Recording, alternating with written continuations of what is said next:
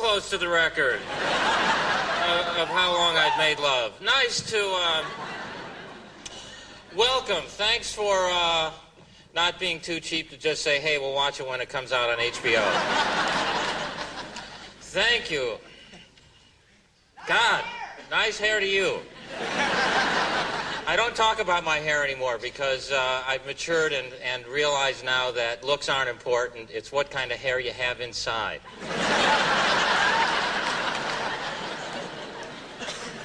But God, I'm better looking in person. I wasn't looking for a response. The self-help tape just says I should say it as often as I can. Sorry I'm a little late. The show started late because I was driving here in the Diamond Lane, and I was by myself. And a cop pulled me over, an LAPD guy, and just beat the shit out of me.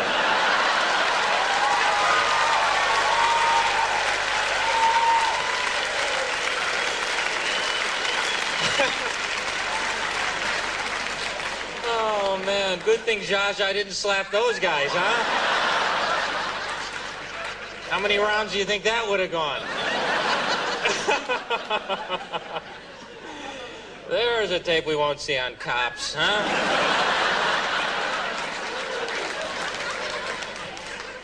And I love that cop show. Those cops are so natural. They're being videotaped on those live-action cop show, and they never really acknowledge that they're being videotaped. I don't know how they maintain such naturalness, except on one episode I actually saw a cop was frisking a guy, and as he was frisking him, he just looked at the camera and went...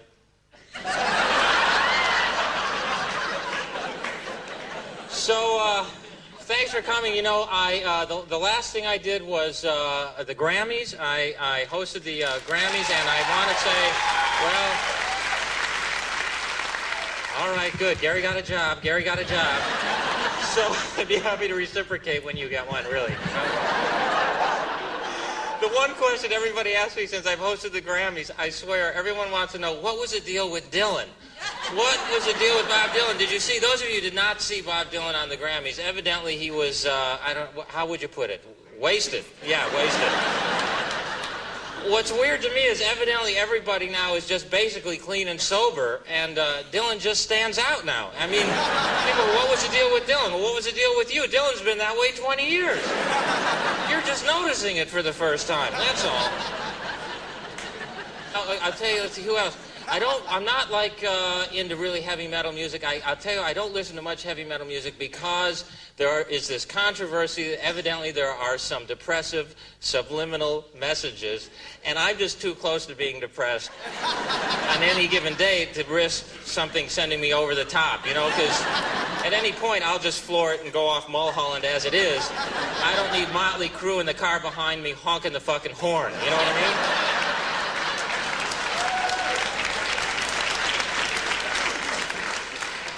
Aerosmith was there. That's not really heavy metal, but hard rock. Is Steve Tyler, is that the name of the lead singer? Yeah. Okay, yeah. I always get him confused with Carly Simon. That's why I asked. They have the same mouth. He must store his cash and jewelry when he's on the road in his mouth. And over the years, it's spread out on him because it's the biggest thing I've ever seen. I'll bet when he goes to the dentist goes, "Nurse, would you get some x-rays of Mr. Tyler's mouth when we get the IMAX equipment in?" Great. And Cindy Crawford was there. Of course, she's what? The most well-known model in the country, supermodel Cindy Crawford, who was on the flight coming back with my girlfriend and I. She was sitting right across the aisle from us. And my girlfriend looks at her and just turns to me and goes, "I don't see it." Yeah, honey, she's a pig, yeah. Yeah. Would you lean back, honey? Thanks a lot.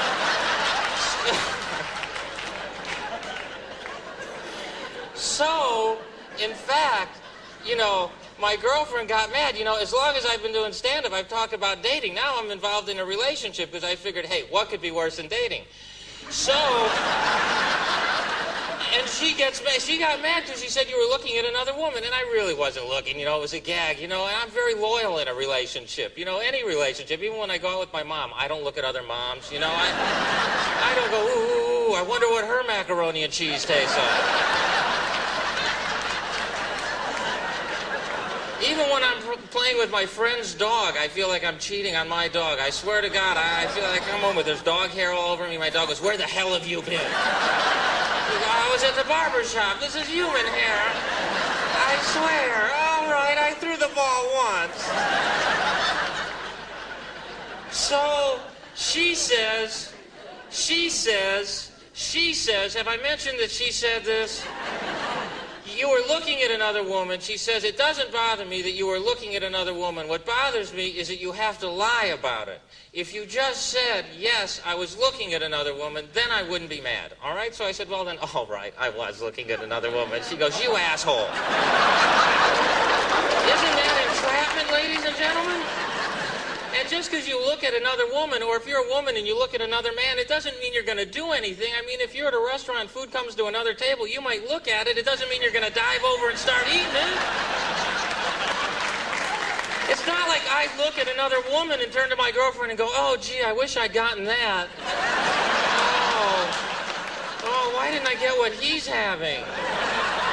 Oh, you can have some of mine if I can... You know, and I'm trying to make this relationship work because, you know, I think that's the key to the whole thing. You know, I think you date for a while, you're in a relationship, eventually in your life you have to get married because you just have to at some point in your life. You have to. That's how I feel. That's probably what I'll say at the ceremony. I'll probably go, I have to. No, it's I do, Gary. No, I have to. Trust me, it's an internal pressure. I'll explain it to you at the reception. A friend of mine said, you should get married, Gary. You'll get a lot of new comedy material out of it. That's a huge risk. What if I don't? Then what? Honey, not one funny thing in 10 years, honey. Not one funny thing. I'll be suing on those grounds, you know. Your Honor, she hasn't said a funny thing in 10 years. Gary, I've seen your act. You'll get everything. So I work at this thing, you know, I go to couples therapy, you know, I go alone, there are 2 therapists. And, yeah, it's not a pretty thing to see. It's like, you know, they argue about what's wrong with me. It's like a Freudian Siskel and Ebert thing. It's like 2 thumbs up on the intimacy problem, you know. And I admit, by the way, that I have, you know, a little intimacy problem. I haven't even really gotten to the front of the stage yet, all right? But don't come up here after me, all right? Because I'll only go back further. And then we'll all end up in therapy with the therapist saying, hey, that's inappropriate behavior for an audience. Unless you're a codependent audience, which is, maybe you're sitting there going, oh, I hope the performer likes me. That's really your problem. But I will make a commitment, you know, when I'm ready. And women think men don't want to make a commitment because they're afraid of losing their sexual freedom. I mean, women think men are led around by their penises, and we are not, all right? I mean, it points us in a direction. I'll give you that. But then, you know, we're adult enough to make a decision whether to follow it. You know, granted, I pulled my back out trying to reel it back in occasionally. Sometimes it's like fighting a marlin there, you know, it's like, strap me to a chair, my arms are tired, but... And sometimes you have to have a little talk with it, especially when you're in a relationship, because it's like a kid who wants a new bike. You got to go, hey, you already have a bike, all right? Where are you going to put this one? Which one are you going to ride? Don't you talk back to me. It's not a fear of losing your sexual freedom. There's a fear of losing your freedom in general, you know. I mean, you know, you see these couples that are married like 30, 40 years. It's frightening, isn't it? I have an uncle who's been married like 35 years. I said, where are you going on vacation this summer, Uncle Larry? His wife said the Bahamas. He just moved his lips. I swear to God, it was like a ventriloquist act. They're a year away from her just sticking her hand up his ass and working his head, all right? They're going to be the new Sherry Lewis and Lamb Chop. I'm not kidding.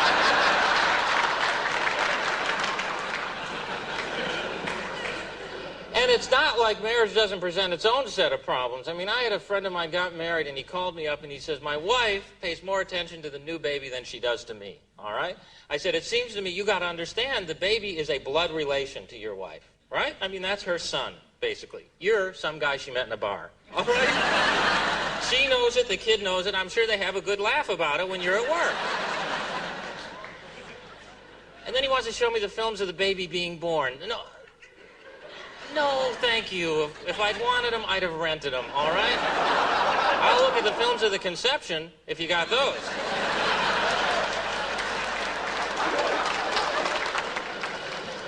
So what I'm trying to tell you is I'm trying to make these relationships, the relationship work, you know, but I don't, you know, and we've been together 3 years. It's very hard to keep the sex fresh. How do you keep the sex fresh? I know it sounds, hey, put it in Tupperware, Gare. I mean, because after 3 years, you pretty much know what to expect. The sex is pretty predictable. You know, you're going, all right, this is where she's going to yell, you're my cowboy, you know, and... Yeah. Giddy up, all right, giddy up. Here's a carrot. You don't know, you know.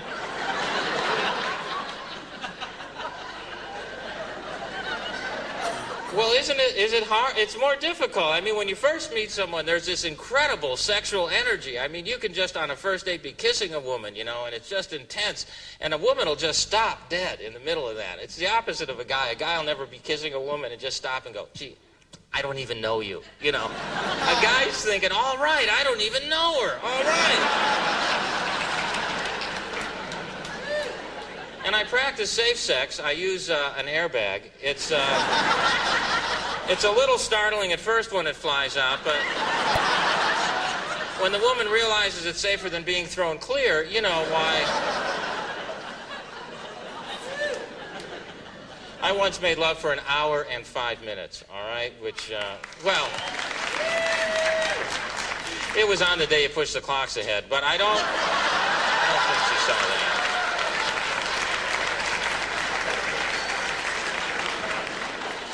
Well, I read this article in the paper that a guy had a heart attack while he was making love. This so intimidated me that a guy was exerting so much energy while he was making love that he had a heart attack.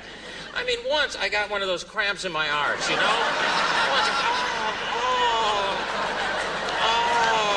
And it's just not attractive to hear a woman say, well, walk it off, Gary.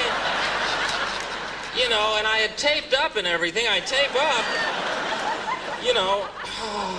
I tape up. I take my sex seriously. I put that black cork under my eyes.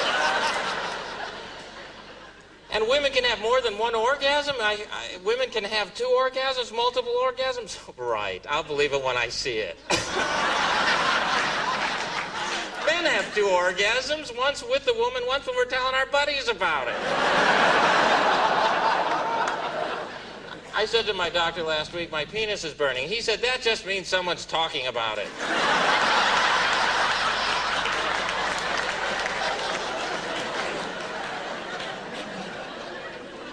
My mother screwed me up with relationships. My mother is the one who actually wants to marry me, you know, that's the truth. I know that sounds really sick. I actually once told a therapist that, and he just looked at me and did something I'd only seen blackjack dealers do. He looked at me and went...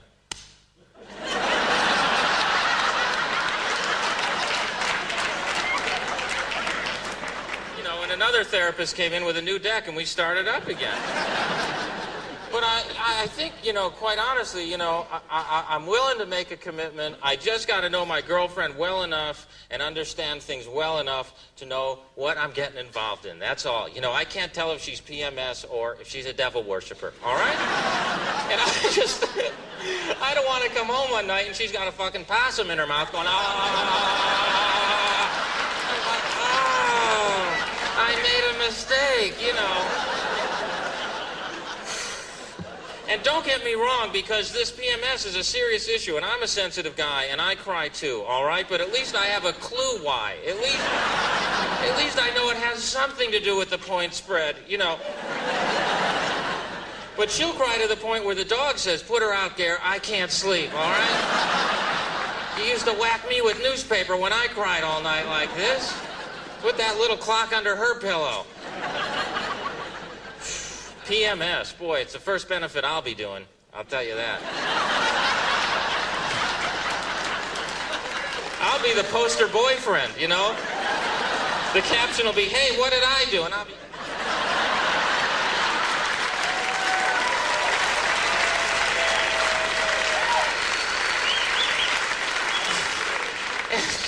And she doesn't keep track of her cycle. Is that it, a cycle? Thank God it's a cycle and not just something that increases exponentially, you know? Oh, it's 1,000 times worse than last year, honey. So she doesn't keep track of it, which is her responsibility, isn't it? On any given day, you go, honey, you know, you're a little moody. Maybe it's that time. She goes, well, I don't know. I go, all right, let me look in my book, honey. I have it written down. I have it here on a computer program, honey. Just let me... Oh, yeah, this is a bad one, honey. There's a full moon, too, honey. I need a lunar calendar to be in this relationship. We went to Hawaii, right?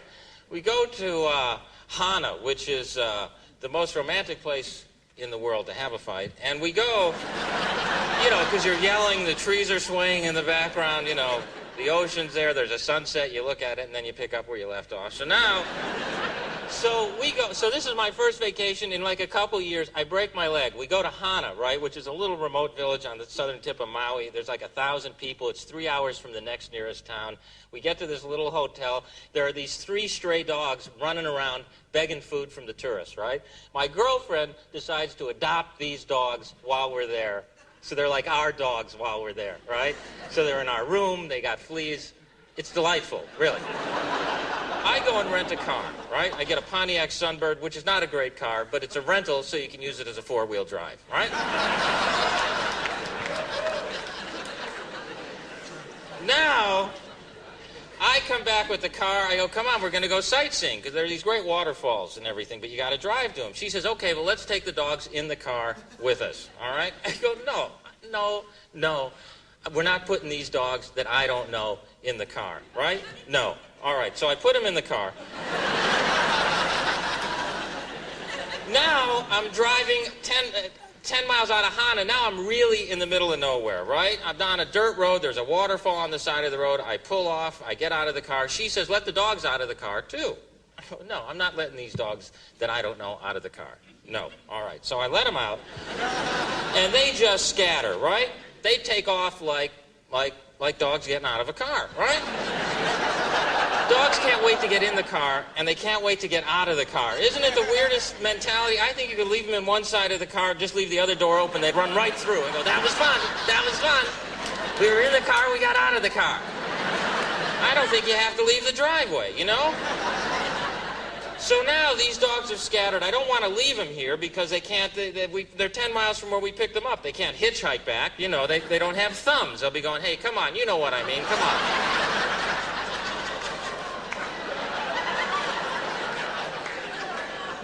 So now I start chasing these dogs, all right? So help me, one of the dogs sees in another field a couple of cows and a bull, right? Beelines for the cows and the bull, right? Because it's a little Australian Shepherd. They're herding dogs. They're herding dogs. This dog's thinking, I got to get these things in the car. Now, so help me. I start chasing this dog in this field where no one should be, right? I am running through this field. I don't even know the dog's name. My girlfriend nicknamed it Shep because it's a shepherd. So now, I'm going, Shep, Shep, Shep, Shep, and evidently the bull is named Shep, right? I swear to you, the bull goes, Gare? And starts loping, you know, that second gear thing, which, you know, if they want to really take off, they can. So now I start running in the other direction. It's turning into a Jerry Lewis movie at this point. I'm going, Dean! And I don't even know anyone named Dean, all right? But now the little dog comes running. Evidently his name is Dean. Who knew, right? So I scoop him up. Now I'm running at full speed in this grass field, which is a thing of beauty. Underneath the grass is a hole, all right? This is where it happened. A deep hole, a deep, deep, deep, deep hole. There was Chinese coming out of it, all right? Didn't your dad ever tell you if you dig all the way through the earth, you come out in China? He's fucking right, all right? So now, I hit this hole, I turn, I spin in an effort not to even let go of Shep or Dean or whatever his name is. I don't even break my own fall. I just turn, spin, and fall back, and my ankle just snaps, right? No, I didn't hear it snap over my screaming, but I knew I'd really hurt myself because I'm Jewish and you just know. You go, I feel worse than usual.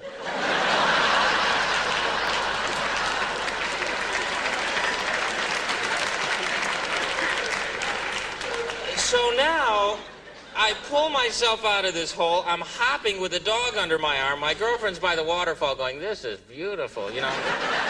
So we go to the one doctor they have in Hana who comes in, traces my foot on a piece of paper, so I don't know if I'm getting a cast or sandals at this point.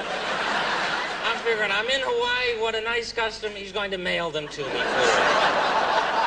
He looks at my foot, says, you've broken your leg, right? So I fly back to L.A., where I go to one of these sports doctors who are used to seeing injuries like this, but usually associated with some sort of athletic event, right? So he goes, well, how did this happen? I go, well, all right, I was running from a cow with a dog under my arm. And he goes, was it Shep? Yes, it was, as a matter of fact. Yeah, we see a lot of injuries from that dog.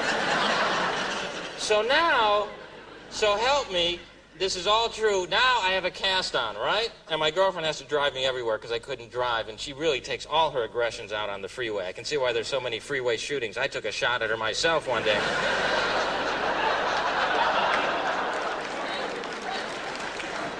So now, I really am better looking in person. Now, as I'm sitting on the couch with a cast on, I've had it on for 3 weeks, my friend Kevin Nealon from Saturday Night Live and his wife, they go to Hana on their vacation. So help me, they go to the same hotel, the same 3 dogs are there begging food from the tourists, right? Except now, Shep, believe it or not, I swear to you, has a broken leg, all right? At some point in the 3 weeks since I was there, Shep broke his leg. I know it sounds like I sent some guy named Vinny to take care of him. Like, hey, your name's Shep? Come here. Which paw? Which paw? Which paw? So Kevin and his wife, who love animals, take Shep to a vet. They set Shep's leg, and they bring Shep back to L.A., figuring who's going to take care of Shep. So now I get a phone call. Kevin says, Gary, Kevin, we have Shep. Do you want him? Now, the weird part is we were thinking of bringing Shep back when we were there, except he ran away the day we left. I don't know if it was the firecracker up his ass that scared him or what.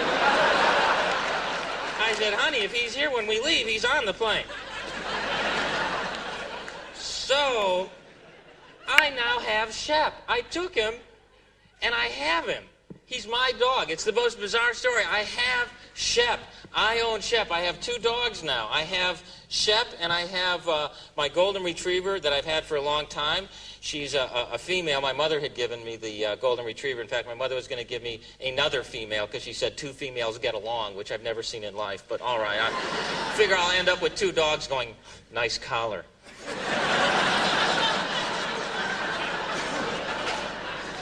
Shep is like the fastest dog I've ever seen in my life. I've never seen a dog run this fast. I actually put playing cards in his legs so it makes that motorcycle sound.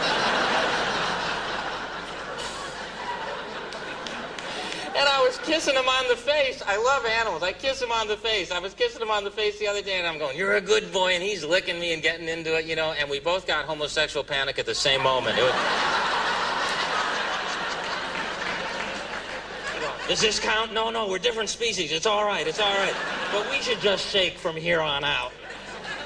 Because they lick themselves, and we kiss them on the face. I mean, you know, why not just cut out the middleman and lick him, all right? As people go, our dog's one of the family. You know, no one in your family licks themselves, and especially when company comes over, all right? Dogs are gross. Did you ever try to give a dog a pill? There's no good way. They're gross. My vet says you pry their mouth open, you jam it down their throat, right? Then you hold the dog's mouth closed. You think you're suffocating the dog. Am I right? The dog's going, let go of my face. You're killing me. So you let go of their face, and they go into a corner a half hour later and go, ah! And the pill comes flying out at like 40 miles an hour. It's like a magic trick. There should be a beautiful assistant going, huh? And if you put it in their food, they eat all the way around the pill. The food is gone. There's a pill laying in the bottom. Maybe if you taped it under another dog's tail, then they would eat the pill.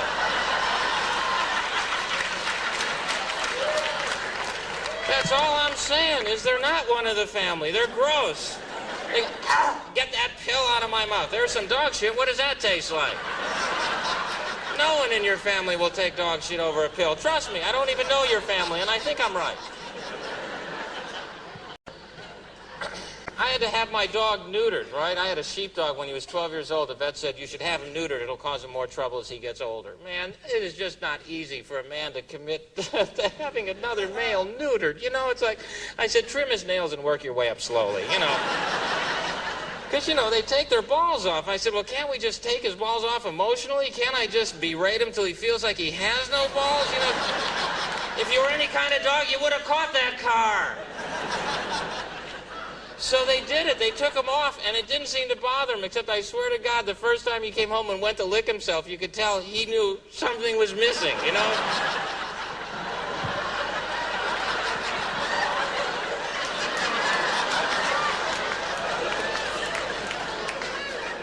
Do you see my balls by any chance, Gary?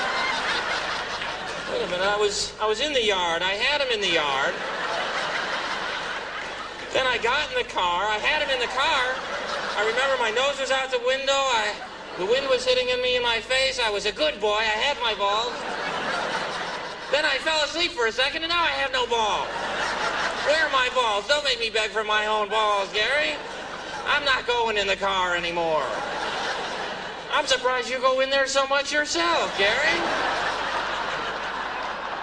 My dog watches me when I'm on TV. So if I may take this opportunity. No! No! He gets up on the couch when he watches me. I always wanted to go on a TV show like on The Tonight Show and just take a tennis ball and just hold it up to the camera and go, get it, get it, get it, get it, get it, get it, get it, get it.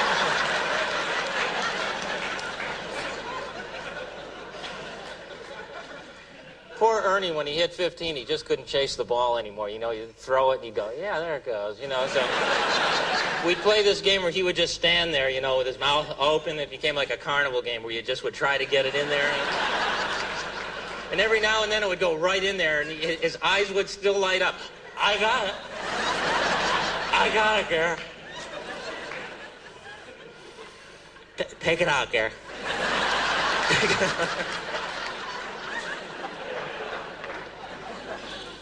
No, he sits and watches, you know, we watch CNN all along, all during this whole conflict, which is over, thank goodness. And actually, you know, they said Saddam Hussein used to sit and watch CNN, which is just, so on top of every other horrible thing he's done, evidently he has an illegal cable hookup. That's where I draw the line. Now I say, let's go in there and get him. They should have just told the cable company he wasn't paying his bill. They would have gone in and got him. Man, I thought Bush was just going to get carried away. I swear to God, he did an amazing job. I thought he was just going to go into Baghdad, take Baghdad, just get carried away, go into Jordan, take Israel, just take the whole fucking thing and rename it Texas. I swear to God.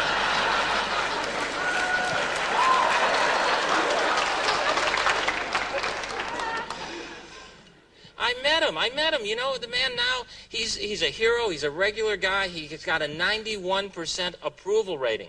91%. I never scored that high on an exam, all right?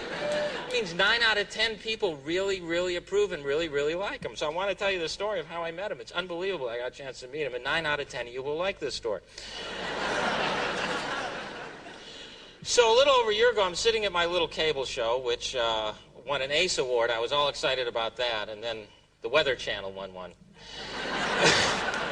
Which put it all in perspective that fucking Weather Channel won one. All right. These guys, you know how hard we work to write our scripts? These guys look out the window. It's cloudy. Where's my award? Can I have the award? So I get a call from this guy at the Washington Post, right? And he says, Gary, we're big fans of your show here at the Washington Post. I said, well, thanks. You know, we just won an ACE award. He said, so did the Weather Channel. So he says, we'd like to invite you to come and sit with us at the correspondence dinner and sit at our table. And I said, well, wait a minute, I don't know what you're talking about. You want me to perform or what? 'Cause, you know, he says, no, every year they have this big banquet in Washington. All the journalists come, and the president comes and does 10 minutes of jokes. So I figured, okay, I'd like to see that. You know, I'd like to see, you know, what he does with that, because I have a couple weeks off. We'll fly in. I always wanted to see what Washington was about, you know, and so we get tours of the museums and the White House. They have public tours and everything, and they show you all around. It's great. Has anyone been on one? It's great. Did you see the bowling alley? They have a bowling alley in the basement, don't they? One bowling alley. So it's hell on league nights, but they have one, right? It's unbelievable. I mean, to be in the White House, you know, and they don't let you actually into the Oval Office. They have that roped off, but you can stand there and look into the Oval Office, which, by the way, is not perfectly round.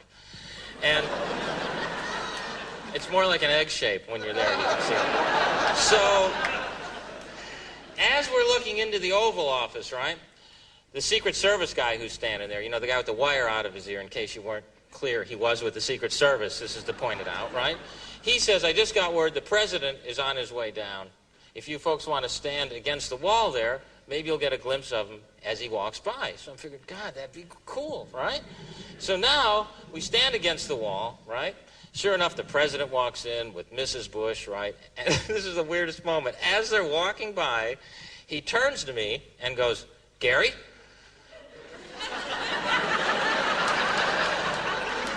I'm thinking, oh boy, who'd I vote for? Who'd I vote for?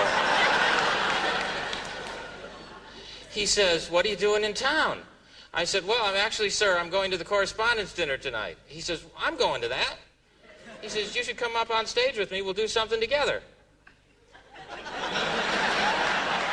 Say what, Mr. President? I actually said Mr. President. I'd never said Mr. followed by another non-specific term in my life, right? I'm lucky I didn't lose it altogether and just call him Mr. Belvedere at that point, right? Because you're talking to the President of the United States. So he said, where are you staying? I said, well, I'm at the Park Hyatt Hotel, sir. Now all these Secret Service guys pull out these memo pads. Park Hyatt Hotel. He says, I'll give you a call later. Oh, sure you will.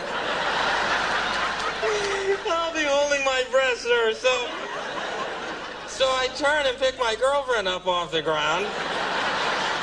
She's been passed out since he said Gary. The president turns and goes, PMS? I go, yes, sir, yes, sir.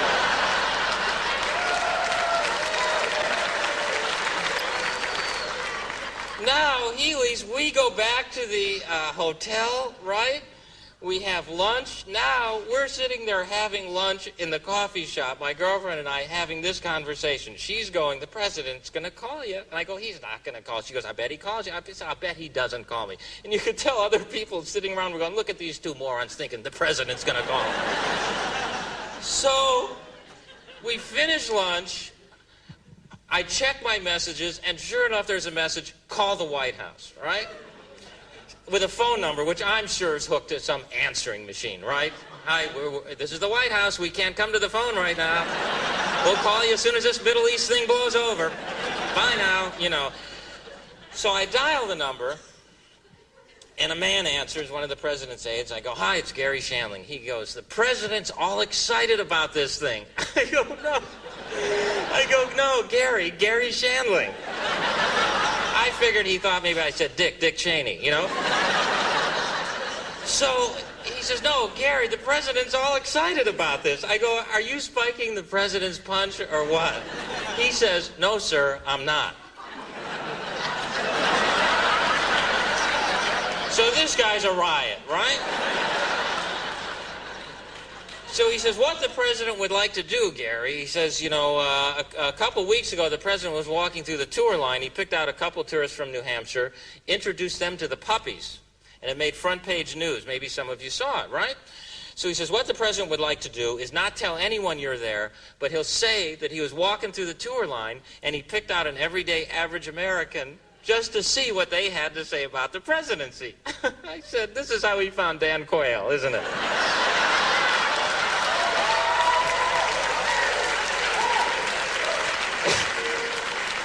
There's just silence on the phone, you know. I'm going, I shouldn't have said that, should I?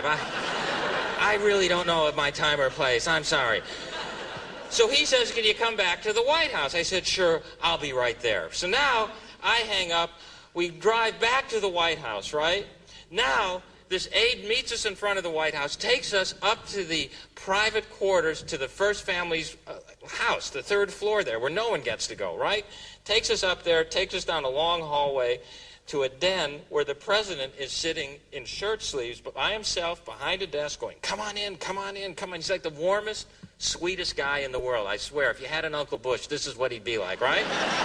I thought he was going to give me a nickel at one point. I'm serious. Oh, Mr. President, what'll I buy? So, and you know, he's got this presence. He's like a hero, and yet he's like a regular guy who's thrilled to be at the White House and just happens to be doing a great job. You know, he starts showing me around, shows me the Gettysburg Address signed by Lincoln, and as he's pointing it to it, he turns to me and says, and you know, there's lots of stuff like this around here. I'll bet there is, Mr. President. It's the White House, sir, you know.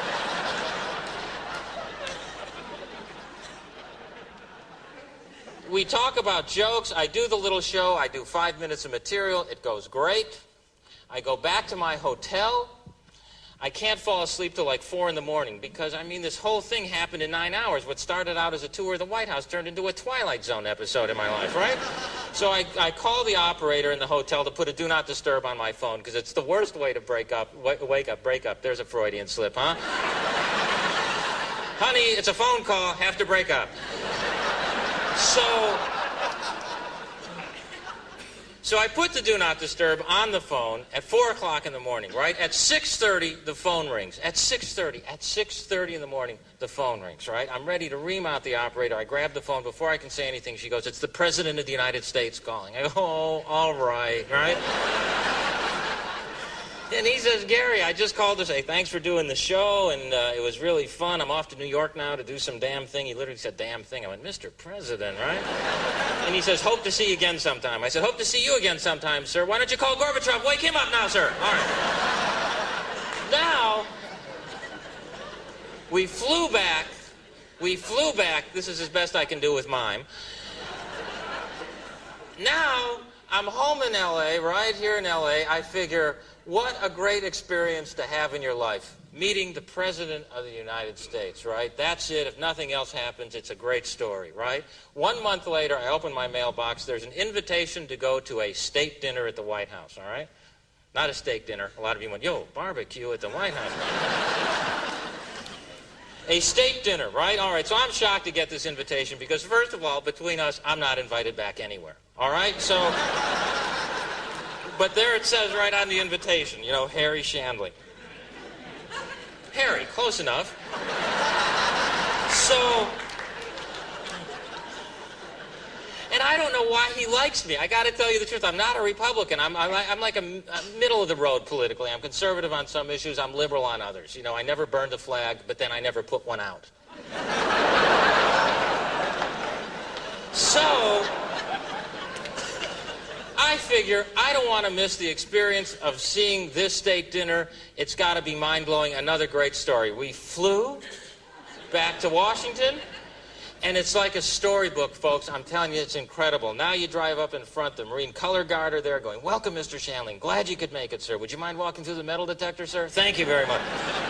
It's like, we like you, we don't trust you, right? So they get my hunting knife, right? Now, I'm walking down this long red carpeted corridor, you know, and the Jew detectors are going off left and right, you know, going, just me, you know, and here's where it got really spooky, all right? I'm a regular guy. I grew up in Tucson, Arizona, right? You follow me? Okay, I'm lucky I didn't look around the White House and just go, what a fuck palace, all right?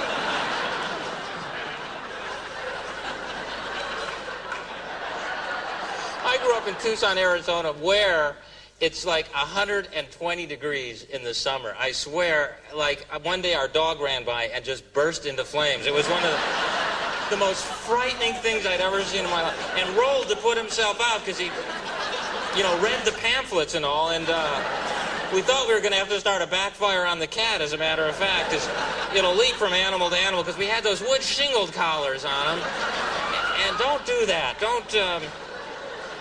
120 degrees. But I would go. But it's dry heat. That's what we tell everybody. It's dry heat. So's a welding torch, folks, all right? But you don't put your face in it, you know? Start that up, run it over my body, put the goggles on and run it right over me, really.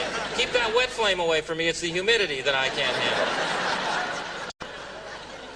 I called my mom this summer. She was outside with a magnifying glass burning ants. That was her hobby. It was 120 degrees. We had a slip-and slide. This was our way of cooling off. Do you know what this thing is? It's just that long plastic thing made by Wham-O, which would be a tip-off to begin with. You don't want to jump on anything that's named Wham-O, all right? Because you put this long plastic thing down, you wet it down with a hose, you jump on it, and you sue your parents, right? Because they had it in the driveway, I'd end up out in the traffic, all right? Dad, I've been hit by a truck. I'm cooler, Dad. Yeah, but I got hit by a truck. So I'm a regular guy. I grew up in Arizona. I'm suddenly finding myself at the White House at the state dinner, which is way too formal for me. Before you go into the room where all the people are having dinner, they announce you over this PA system. They go, Mr. Gary Shandling. I said, honey, our order's ready. Where do we pick up our order? She thought our order was ready. And they don't tell you what's going to happen. You just got to be ready to roll with it. A Marine comes up to us and escorts my girlfriend into the room. You know, and they don't tell you that's going to happen. I'm no idiot. I mean, I tagged along because, you know, quite frankly, that's not the first time that's happened to a date of mine. Once it was like at a movie theater. You know, I'm going, hey. So, the next thing, I never knew this could even happen. They seat you at different tables, all right? They seat your date at one table and you at another table so that, I guess, you're forced to mingle with the people at your table and just don't sit there and talk to the person you came with all night, right? They don't know that I can go into my own little world and it doesn't matter, right? You think,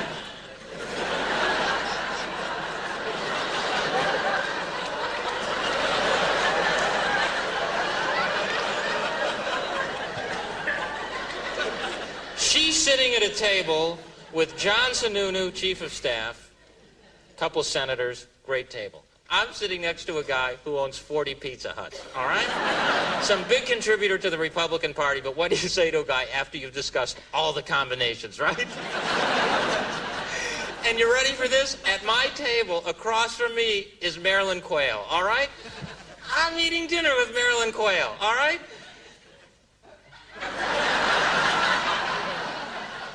As I'm sitting there, across from Marilyn Quayle turns to me and says to me, what do you do for a living? I said, I'm a comedian. Saying you're a comedian to the Quayles is like saying, I'm Muammar Gaddafi. I mean, this is not the way to ingratiate yourself to the Quayles by saying, I'm a comedian. I try to make fun of you and your hubby every chance I can.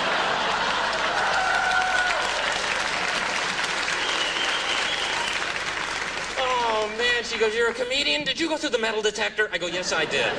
Settle down. So we ended up hitting it off. We talked about our hair all night, and she had some great streaking tips. And here's the moment that epitomizes the whole evening, right? Here's the one surreal moment that turns the whole thing into like a nightmare, all right? After dinner, they have ballroom dancing, right? You know, not that dancing with the blinking lights, right? I mean, you know, this ballroom dancing, right? So I figure I'm there, I'm at the White House, I'll try and get through one of these dances without yelling out 1, 2, 3, 4, right? I'm on the dance floor, feeling as self-conscious as a man can feel, right? Out of the corner of my eye, I see the President and Mrs. Bush dancing towards us, right? So help me.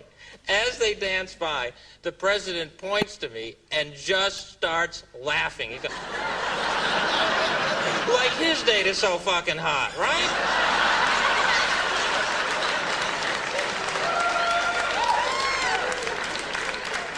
So we finished the dance, we grabbed some silverware and got out of there because they don't make you go through the metal detector on the way out. Any questions to this point?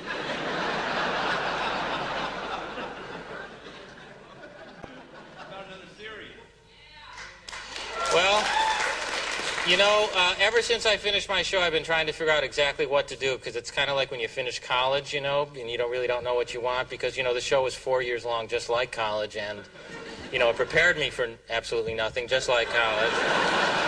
I went to the unemployment office. They said, what are you looking for? I said, you know, something about a half hour a week. Well, we'll look around. So I don't know. I don't know. Have you taken Larry Hagman fishing yet? What do you mean by that? You hear these weird show business stories, this gerbil thing. Let's discuss that for a minute. It doesn't, the issue of who does it and who doesn't is not the issue to me. The issue that someone does this somewhere on our planet is so bizarre, I can't comprehend it. I mean, I once had a hamster in my shirt pocket. I went, get it out.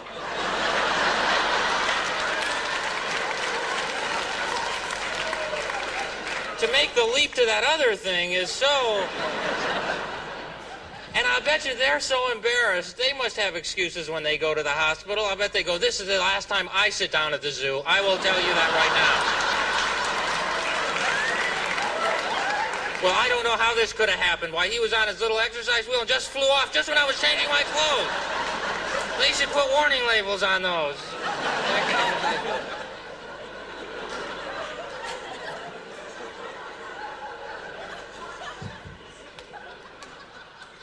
Any other questions? How old am I? 40, I just turned 41, actually. And I can tell you, having just turned 41, life begins at 20.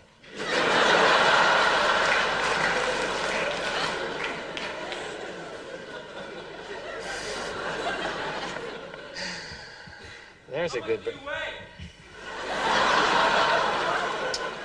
165.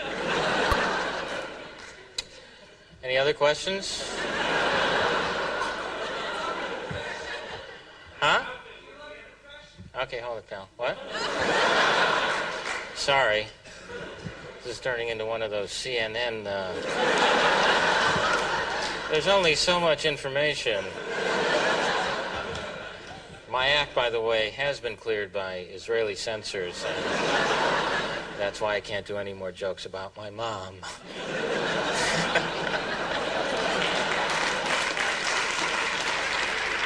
I'd like to have Jenno Schwarzkopf narrate a video of my sex. There's Gary's... Jenno Schwarzkopf is unbelievable in those briefings, wasn't he? And although you couldn't see him half the time because he blended into those maps. I thought that was like a floating pointer. Where's that? Was that tied to something? I'd like to have him narrate a video of my sex. And there's Gary's penis going into the chemical factory. And there's the explosion. And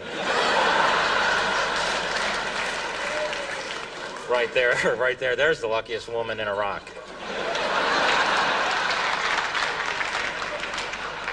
What did you ask me there? I don't know when I'm going to go out on tour again. The road's very, very difficult, quite frankly. It's right up there with my family.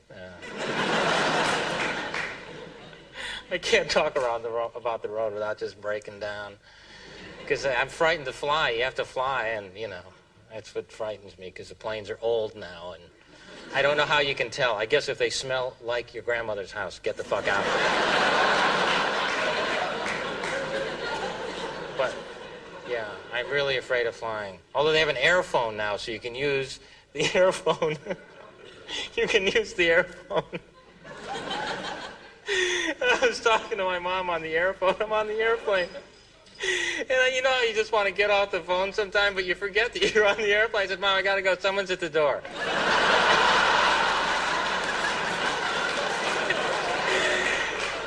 And I swear to God, she knew I was on the airplane, but she forgot. And she went, oh, all right, I'll let you go then.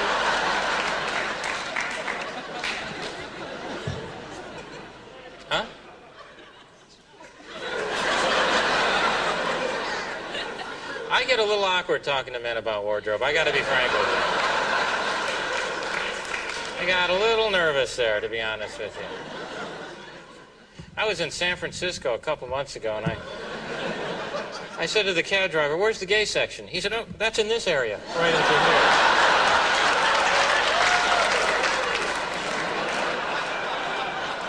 I hope you folks have had a good time. I would just like to say goodnight, and for one last time, go Shep! Shep! Sheppy!